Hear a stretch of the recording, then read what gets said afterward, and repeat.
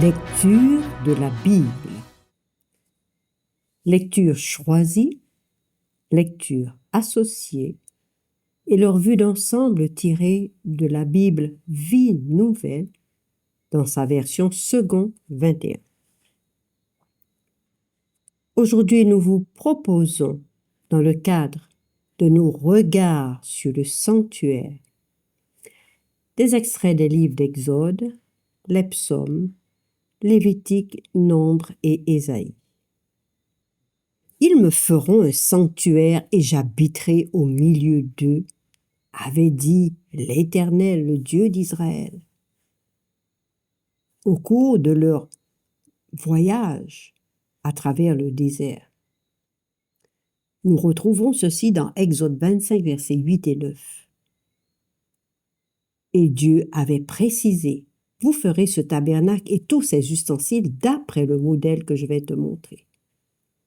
Et en effet, l'excellente qualité des matériaux précieux utilisés pour la construction du sanctuaire, l'excellence des artisans dans la fabrication des vêtements, des ustensiles et des meubles du sanctuaire montrent la grandeur de Dieu, sa transcendance, son pouvoir de donner aux humains des capacités multipliées. Les conducteurs des travaux étaient des hommes hors pair, connus pour avoir obtenu de Dieu une sagesse, une grande intelligence dans la compréhension du modèle et dans son exécution au détail près. D'ailleurs, la Bible, ce livre inspiré de Dieu, est reconnu comme ouvrant l'intelligence de l'homme et non pas l'entraînant dans une aliénation mentale comme quelques-uns le pensent, bien au contraire. Tout homme qui étudie cette parole sainte est élevé à hauteur de la science et de l'intelligence de Dieu et peut accomplir parfaitement ce qui le surpasse et proclamer sa gloire, proclamer qu'il est bien vivant. Il devient ainsi un serviteur de Dieu qui le qualifie et l'élève. Devant cette puissance infinie, David nous invite à louer l'Éternel. Dans le psaume 150, versets 1 à 6, « Louez Dieu dans son sanctuaire, louez-le dans l'étendue céleste où éclate sa puissance. Louez-le pour son extraordinaire façon d'agir. Louez-le pour l'immensité de sa grandeur. » Maintenant, portons un de nos regards sur la consécration des prêtres pour le service de Dieu dans le sanctuaire. Cérémonie impressionnante. Exode 29, 1 à 9. Voici ce que tu feras pour les consacrer afin qu'ils soient à mon service en tant que prêtres. Prends un jeune taureau et 2 béliers sans défaut. Il s'agissait de mâles sans défaut. Cette précision est capitale, car à travers ce choix exigé par Dieu, la conformité avec la promesse du Sauveur était inégalée. Car un enfant nous est né, un fils nous est donné, nous dit Ésaïe 9, verset 5.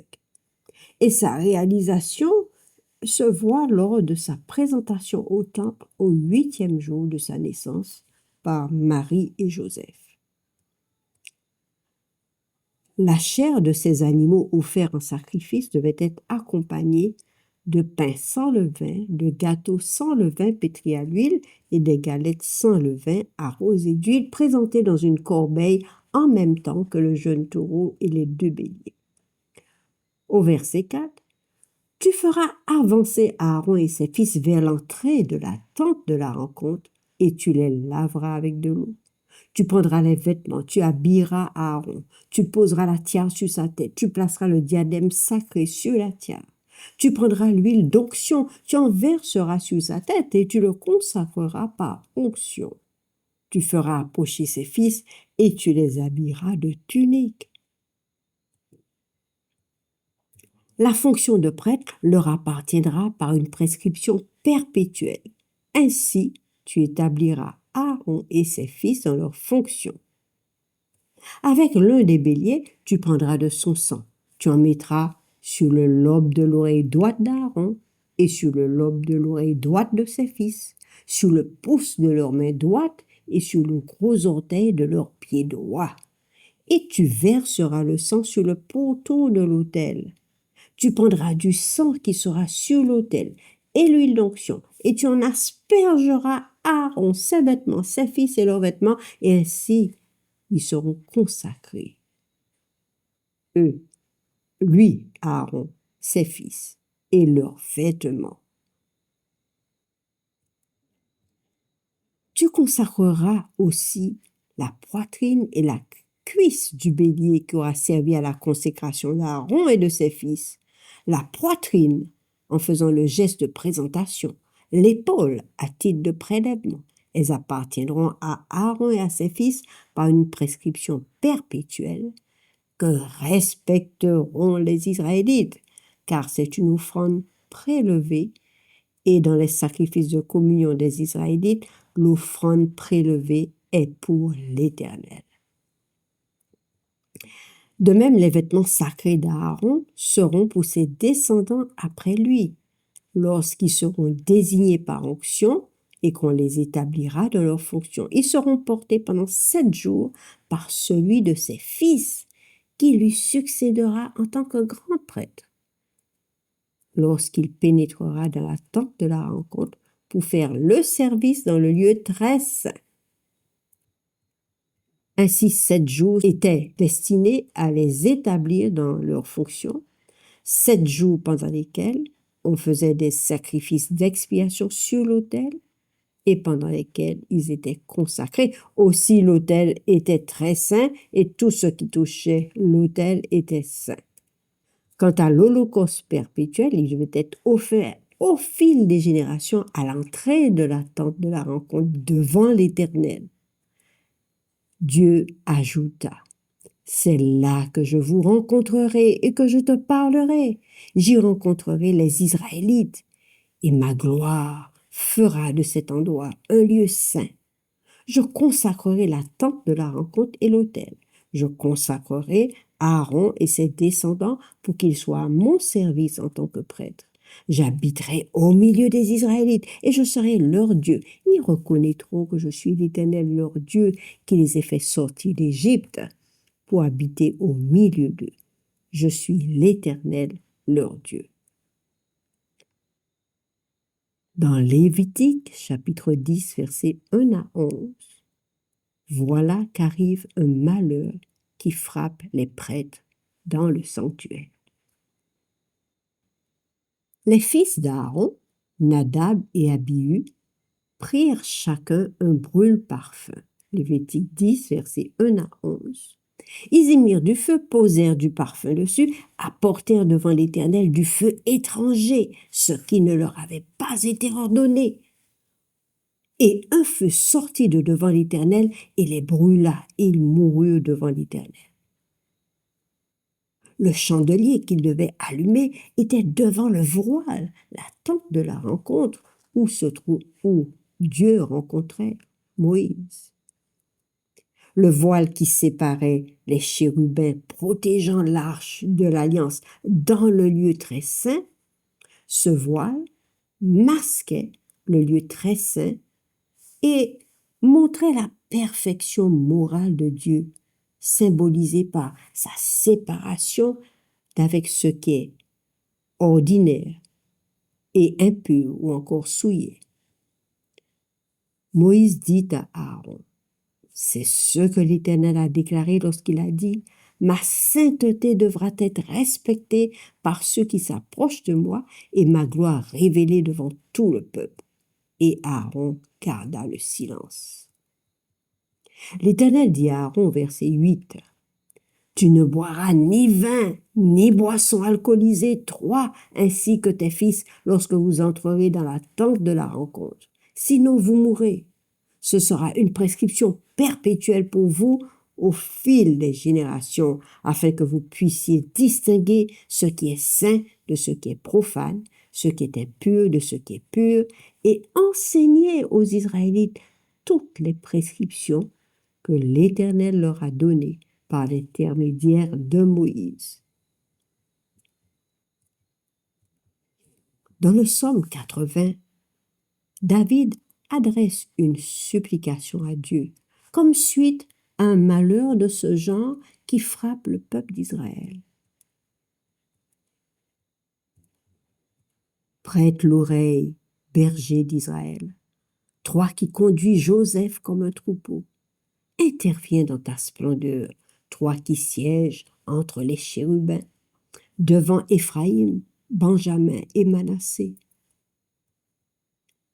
En effet, Dieu siégeait entre les chérubins dans le sanctuaire au désert quand les deux fils d'Aaron ont été frappés du fait de leur désobéissance, du non-respect des consignes, parce qu'ils étaient dans un état d'ébriété. David continue. Viens à notre secours, ô Dieu, relève-nous, fais briller ton visage et nous serons sauvés. Dieu de l'univers, relève-nous. Alors nous ne nous éloignerons plus de toi. Fais-nous revivre et nous ferons appel à ton nom éternel, Dieu de l'univers. Relève-nous, fais briller ton visage et nous serons sauvés. Dans le psaume 80, David répète ceci 3 fois au verset 4, 8 et 20. Fais briller ta face sur nous. Dans Nombre 8, 5 à 25, nous lisons ce qui suit. L'Éternel dit à Moïse, prends les Lévites du milieu des Israélites et purifie-les. Voici comment tu les purifieras. Asperge-les d'eau expiatoire, cette eau spéciale de purification ordonnée par Dieu. Qu'ils fassent passer le rasoir sur tout leur corps, qu'ils lavent leurs vêtements, qu'ils se purifient. Ils prendront ensuite un jeune taureau avec l'offrande de fleurs de farine pétrie à l'huile qui l'accompagne. Tu prendras un autre jeune taureau pour le sacrifice d'expiation. Tu feras approcher les Lévites devant la tente de la rencontre et tu convoqueras toute l'assemblée des Israélites. Tu feras approcher les Lévites devant l'Éternel et les Israélites poseront leurs mains sur eux. Aaron fera pour les Lévites le geste de présentation devant l'Éternel comme pour une offrande des Israélites et ils seront consacrés au service de l'Éternel. Tu sépareras ainsi les Lévites des autres Israélites et les Lévites m'appartiendront. C'est ainsi que tu les purifieras, que tu feras pour eux le geste de présentation comme pour Aaron, comme une offrande. Car ils me sont donnés comme des dons pris du milieu des Israélites. Je les ai pris pour moi à la place de tous les premiers-nés des Israélites. En effet, tout premier-né des Israélites m'appartient, aussi bien des hommes que des animaux. Le jour où j'ai frappé tous les premiers-nés en Égypte, je me les suis consacrés. Et j'ai pris les Lévites à la place de tous les premiers-nés des Israélites. Et j'ai donné les Lévites à Aaron et à ses fils comme des dons pris du milieu des Israélites pour qu'ils l'aident dans le service de la tente de la rencontre, qu'ils fassent l'expiation pour les Israélites et qu'ils ne soient pas frappés en s'approchant du sanctuaire. Moïse et Aaron et toute l'assemblée des Israélites firent pour les Lévites tout ce que l'Éternel avait ordonné à Moïse à leur sujet. Après cela, les Lévites vinrent faire leur service dans la tente de la rencontre. Tous ces hommes consacrés pour offrir des holocaustes et sacrifices à Dieu dans le sanctuaire. Le livre des Nombres en compte plus de 8000. Réitérait selon le roulement de chacun. Il réitérait quotidiennement la promesse du sacrifice suprême à venir du Fils de Dieu. Ce n'était pas rien. Dans ce choix des Lévites comme ouvriers du sanctuaire, mis à disposition du grand prêtre Aaron et de ses fils, Dieu dit, « Je te les donne. » Et ce don des Lévites à Aaron illustre la victoire de l'œuvre expiatoire du Christ, qui par sa mort pour le péché, fit des dons à son Père. Ésaïe en parle et le livre de Jean en parle également. Ésaïe 53, versets 11 et 12. Après tant de troubles, il verra la lumière et sera satisfait. Par sa connaissance, mon serviteur juste procurera la justice à beaucoup d'hommes.